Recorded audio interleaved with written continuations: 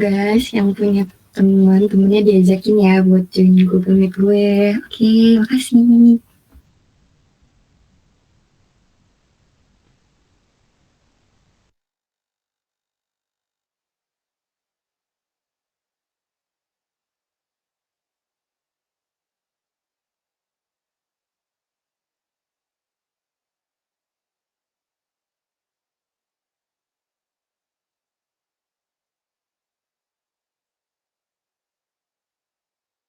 Mulai jam 8.50 ya.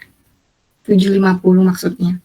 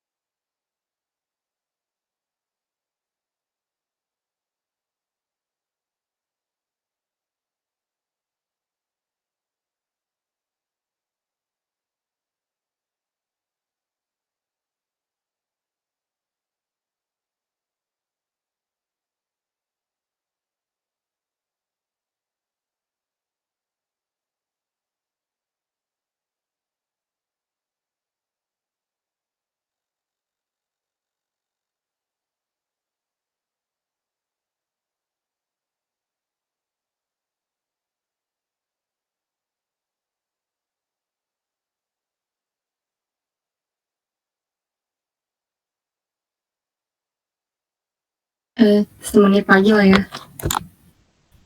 Yang belum join teman-temannya diingetin ya. Makasih.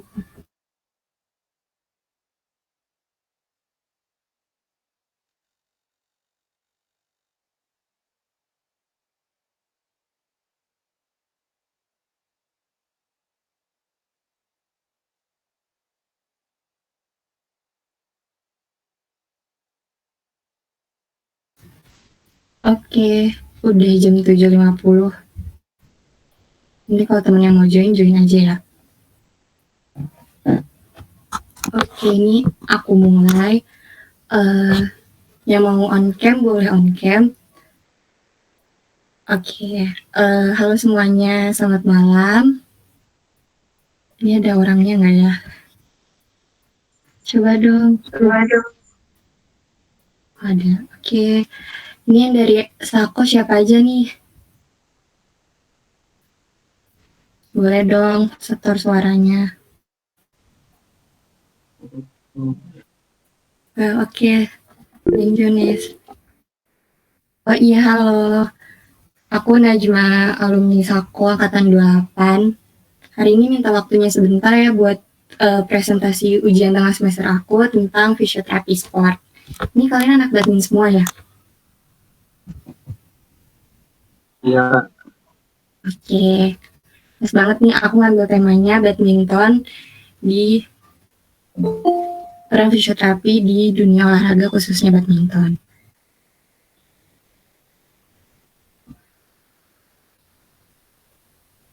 Ya udah, aku langsung mulai aja ya. Kalau misalnya temennya ada yang mau join bisa langsung ini.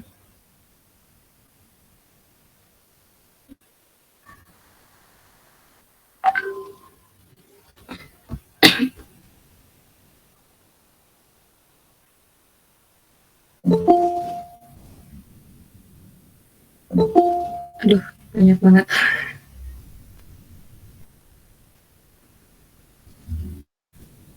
Yang mau on cam boleh on cam kok, biar nemenin aku, biar nggak panik. Nggak panik. Oke, aku mulai ya.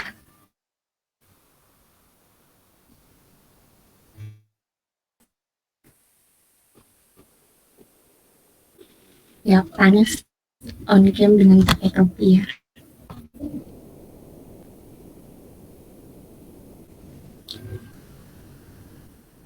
Oke, udah kelihatan belum teman-teman? Kelihatan Kak. Oke, mulai ya.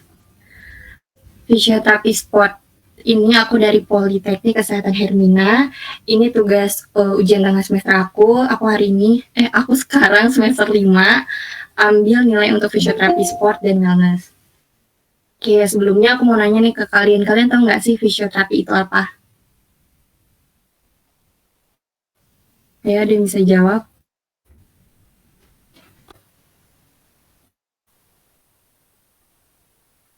Ada yang tahu nggak?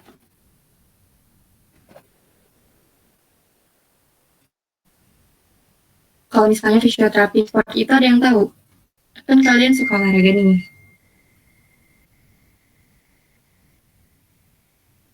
Ayo, mana suaranya dong untuk tugas stres aku. Yang saya tahu fisioterapi itu perawatan atau pemulihan Kak dari cedera. Panis Kak. Oh, oke. Ya, oke, aku udah ngobrol sama kamu. Kita next ya. Jadi, apa itu fisioterapi sport? Jadi, fisioterapi sport ini adalah cabang fisioterapi khusus yang menangani cedera dan masalah yang berkaitan dengan orang-orang olahraga. Jadi, cedera olahraga emang berbeda nih dengan cedera sehari-hari. Biasanya kalau kita olahraga tuh kita suka ngerasa adanya kram otot, terus misalnya kesemutan, pegel, atau bisa jadi mati rasa atau nggak ngerasain apa-apa tiba-tiba langsung lemes. Nah itu biasanya beda sama orang yang kegiatan sehari-hari bukan di bidang olahraga. Sesuai dengan Peraturan Menteri Kesehatan Nomor 65 Tahun 2015 ini tentang standar pelayanan fisioterapi. Kita next slide ya. Nah, ruang lingkup fisioterapi itu dibagi menjadi 3. Yang pertama itu promotif, untuk meningkatkan kesehatan masyarakat berupa kemampuan masyarakat dalam memelihara dan meningkatkan gerak dan fungsi dengan sasaran layanan adalah orang yang sehat. Jadi tugas kita itu sebagai promotif untuk meningkatkan kesehatan orang-orang yang sehat nih, supaya mereka tidak terkena atau merasa ada keluhan di badan mereka atau tubuh mereka. Untuk kuratifnya sendiri itu fisioterapi juga memberikan upaya dengan proses penyembuhan suatu masalah yang bekerja sama dengan seluruh tenaga medis. Jadi fisioterapi nggak kerja sendirian, kita bekerja sama dengan dokter rehab, dokter jantung, dokter neuro, dan tenaga kesehatan lainnya. Untuk rehabilitatifnya sendiri itu untuk memulihkan fungsi tubuh yang bermasalah akibat cedera, operasi, atau karena penyakit tertentu. Biasanya untuk rehabilitasi ini mendukung proses pemulihan dan melatih kemampuan tubuh pasien agar bisa kembali bergerak dan beraktivitas seperti sedia kala. Maksudnya kita ada memberikan proses pemulihan seperti melakukan desain terapi latihan untuk pasien-pasien yang habis cedera pasca operasi atau karena penyakit tertentu untuk bisa melanjutkan kehidupan seperti sedia kala. Next slide ini aku mau tanya get to know physiotherapy for badminton. Ada yang tahu peran fisioterapi untuk badminton itu apa?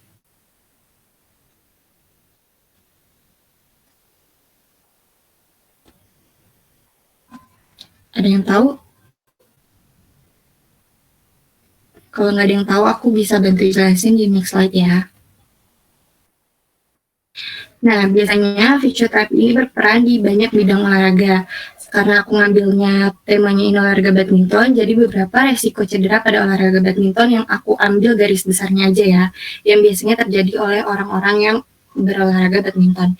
Biasanya mereka mengalami ankle sprain. Nih, seperti gambar di sini. Ankle sprain ini adalah kejadian yaitu pergelangan kaki terkilir yang menyebabkan adanya pembengkakan di daerah ankle, adanya nyeri dan keterbatasan gerak. Ini sakit banget, nanti ada penanganannya untuk ankle sprain.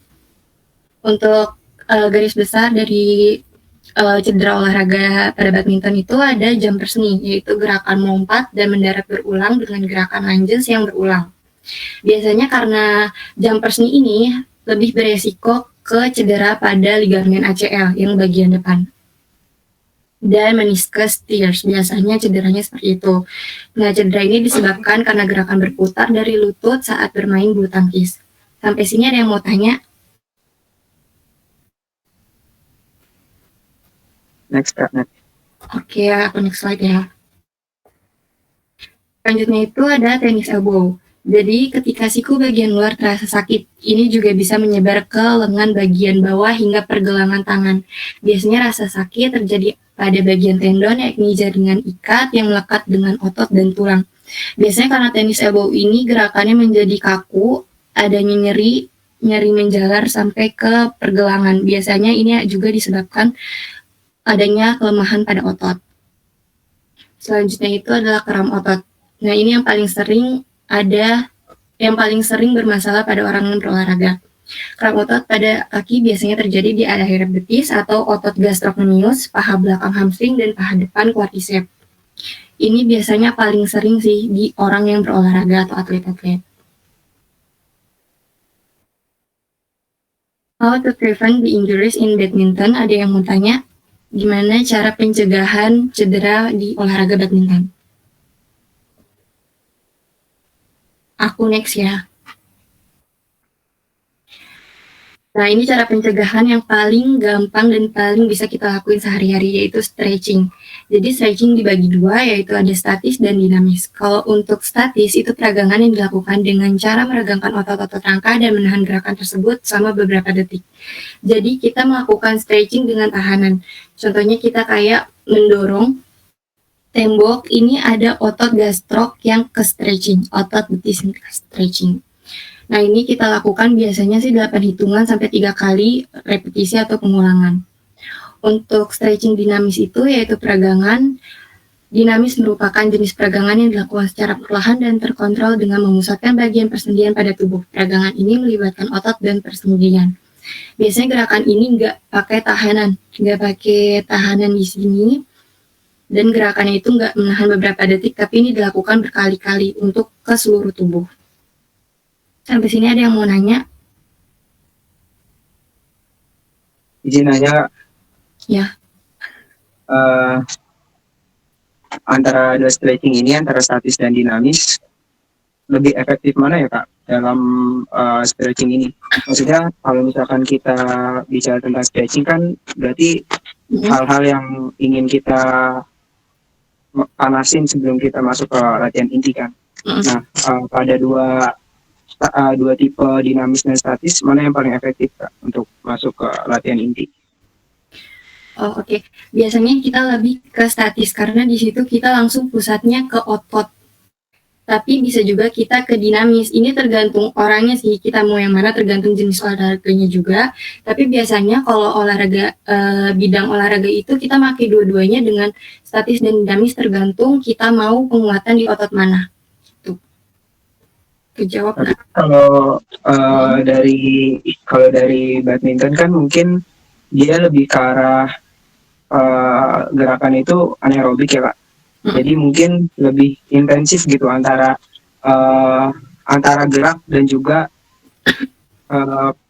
kepulihan ototnya gitu. Jadi kalau statis kayaknya pernah juga gitu kan latihan badminton, tapi cuma latihan statis gitu.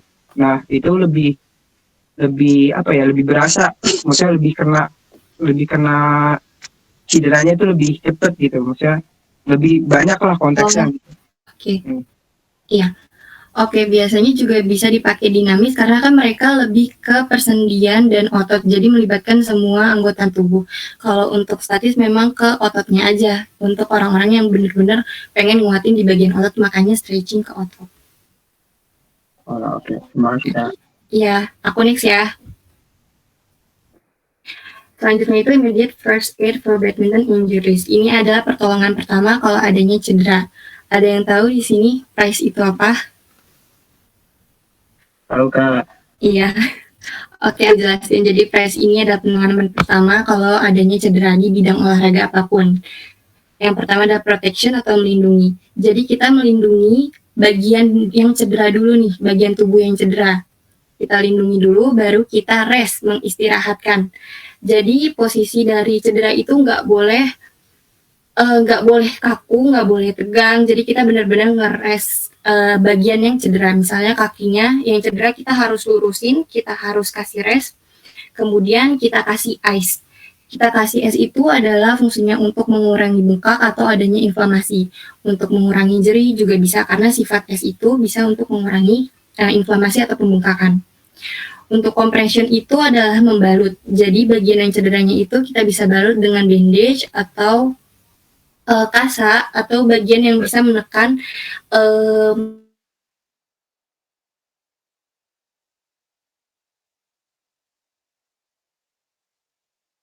meninggikan bagian cedera itu kita bisa tinggikan posisinya di atas level jantung untuk lebih banyak vaskularisasi dari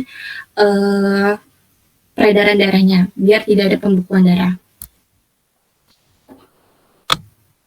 Sampai ke sini ada yang mau tanya?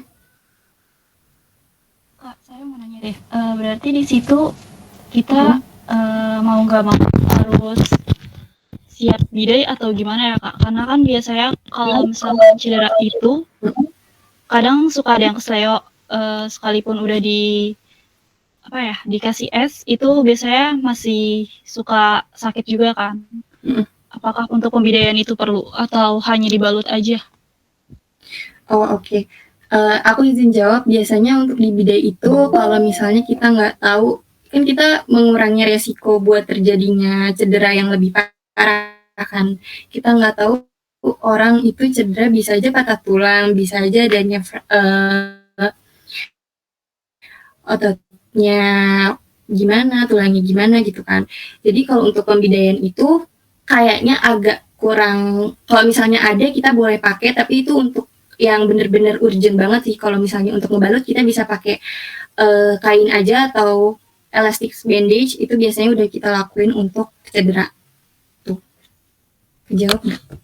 Kejawab Kak, makasih Kak. Iya, biasanya lebih mudah memang pakai elastic bandage atau kain biar lebih mengurangi risiko dari cedera tersebut. Oke, next ya. Selesai. Oke, thank you dari presentasi aku. Ada yang mau tanya? Izin Kak, mau nanya Kak. Ya.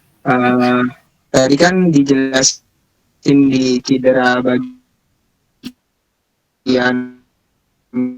depan di lutut kan ada 3 tendon, ada yang ACL, MCL, sama PCL. Nah, kebetulan ini ya, atau sebenarnya ini lutut. Daripada lutut PCL kan itu bagian belakang. Itu kan sempat kena tuh sobek sekitar 75% kan dari total tendon. Nah, itu kan dari dokter itu disuruh untuk operasi.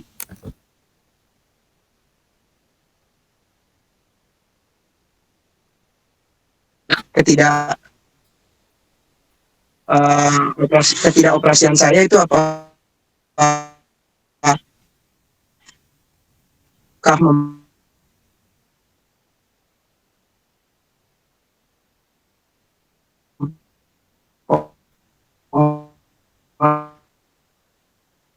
Izin jawab ya, biasanya kita sebagai fisioterapi itu bisa konsultasi ke dokter rehabnya juga untuk kamu yang cedera apa PCL ya. PCL, Kak?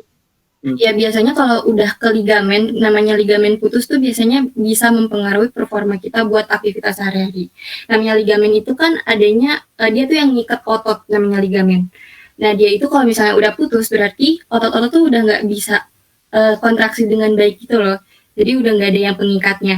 Itu pengaruh ke performa kita. Sebaiknya kalau misalnya dilakukan operasi, nanti juga ada tindak lanjut setelah operasi, jadi post op gitu. Kita biasanya dari fisioterapi itu melakukan strengthening untuk penguatan otot setelah operasi. Tapi kalau sebelum operasi kita juga bisa melakukan penguatan otot juga sebelum operasi gitu. Lebih ke strengthening sih, penguatan otot. Ya, berarti sebenarnya kemarin kan juga kata dokter kalau misalkan pun dioperasi katanya nggak ada, maksudnya kemungkinan untuk bisa balik lagi nggak besar gitu.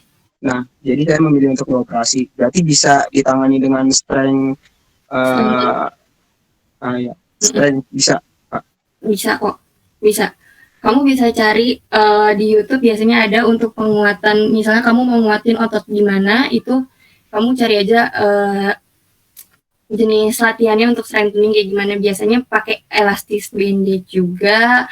Terus ya latihan strengthening untuk penguatan otot gitu. Oke, siap. Terima kasih, Kak. Ya, kalau untuk nanya bisa kontak aku. Oke, sampai sini ada yang mau tanya?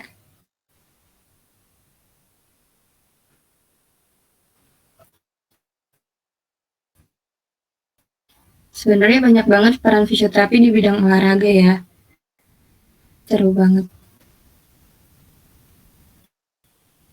Sampai sini ada yang mau tanya nggak?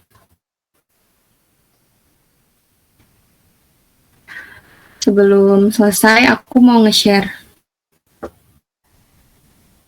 Google Form dulu ya.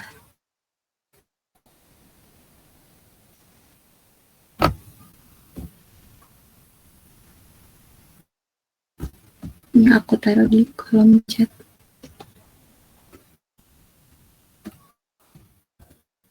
Ini tolong kalian isi ya, please banget, dengan sejujur-jujurnya.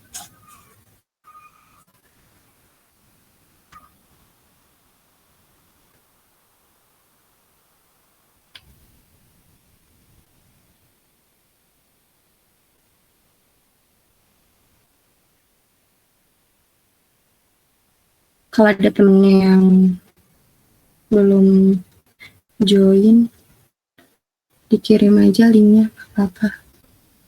Link Google Form-nya maksudnya. Yang udah isi bilang ya.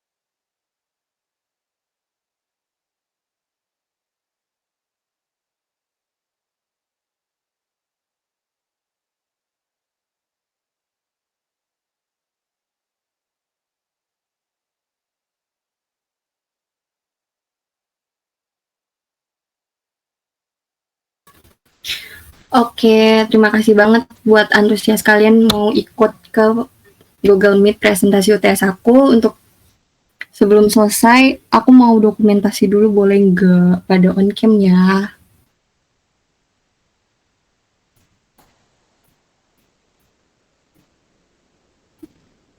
Ayo, mana nih? Ih, ngelawak nih orang.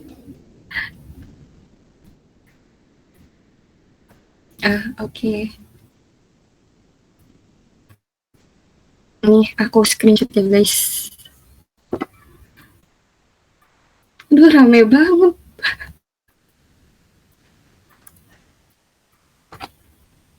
Sumpah rame banget nih, Bang. Oke. 1, 2, 3. Lagi ya. Oke. Terima kasih, teman-teman. Makasih, guys. Sama-sama Kak. Makasih Kak. Iya, sama-sama. Dadah.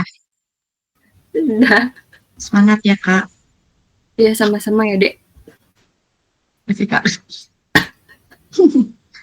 Adik keluar ya Kak, izin. Oke. Ini Belum ada. ada. Ya udah.